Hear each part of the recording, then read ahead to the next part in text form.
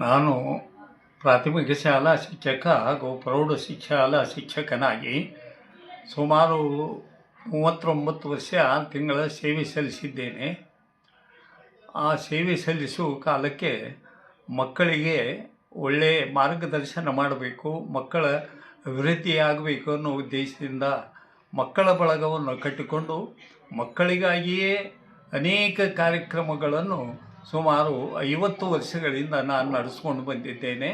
ಮುಂದಿನ ವರ್ಷ ಅದರದ್ದು ಒಂದು ಸುವರ್ಣ ಮಹೋತ್ಸವ ಆಚರಣೆ ಮಾಡುವ ಉತ್ಸಾಹದಲ್ಲಿ ನಾನಿದ್ದೆ. ಇದೇ ಸಂದರ್ಭದಲ್ಲಿ ಇಡೀ ನನ್ನ ಜೀವನದ ಸಾಧನೆಗಳನ್ನು ಗಮನಿಸಿ ಕರ್ನಾಟಕ ಸರ್ಕಾರವು ನನಗೆ ರಾಜ್ಯೋತ್ಸವ ಪ್ರಶಸ್ತಿ ಕೊಟ್ಟಿದ್ದು ಬಹಳಷ್ಟು ಸಂತೋಷ ಇದೆ. ನನ್ನ ಬದುಕಿನ ನನಗೆ ಈಗ 83 ವರ್ಷ. ಇಂಥ ಬದುಕಿನ ಮುಸ್ಸಂಜೆಯ ಸಮಯದಲ್ಲಿ ಎಲ್ಲ ಸದಸ್ಯರು ಮತ್ತು ಅಧ್ಯಕ್ಷರು ಎಲ್ಲರೂ ನನ್ನ ಸೇವೆಯನ್ನು ಗಮನಿಸಿ ಈ ಪ್ರಶಸ್ತಿ ಕೊಟ್ಟಿದ್ದಕ್ಕೆ ಬಹಳಷ್ಟು ಸಂತೋಷ ಇದೆ ಅಂಥೇಳಿ ನಾನು ಈ ಸಂದರ್ಭದಲ್ಲಿ ಹೇಳಬಯಸುತ್ತೇನೆ.